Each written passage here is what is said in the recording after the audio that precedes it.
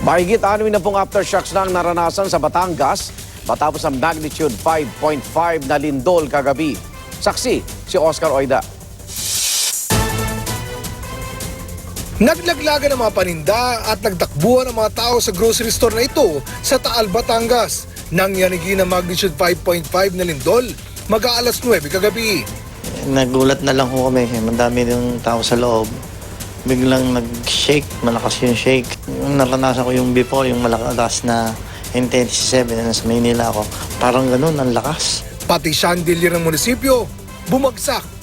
At dahil patuloy ang aftershocks, maagang pinauwi ang mga empleyado ng munisipyo. Pero ang misa sa Taal Basilica na tinaguri ang Asia's biggest Catholic Church, tuloy pa rin kahit may gumuho sa harapang bahagi nito. Very, very safe.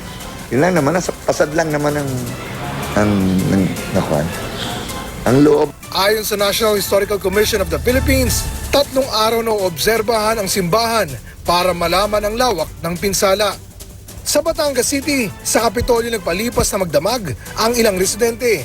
Karamihan sa kanila nakatira malapit sa may dagat at natatakot na baka magkaroon ng tsunami. Narinig nga namin na parang tumatas ang tubig. So yun, nag-decide kami na lumikas. Ang mga pasyente ng Batangas Medical Center, piniling matulog na lang sa mga tent. Medyo po natatakot kasi po may mga bata po kami. Pakiramdam ko mas ligtas din naman dito. Nang makita na ang meron lamang crack ay yung nasa pediatrics ay pinabalik na rin.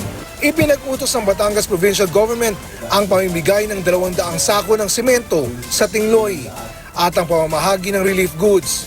Maglalaan din ng 1 milyong piso para sa pagkukumpuni sa Taal Basilica. A state of calamity shall be declared if need be, after assessment of reports from the different LGUs. Ako si Oscar Oida, ang inyong saksi.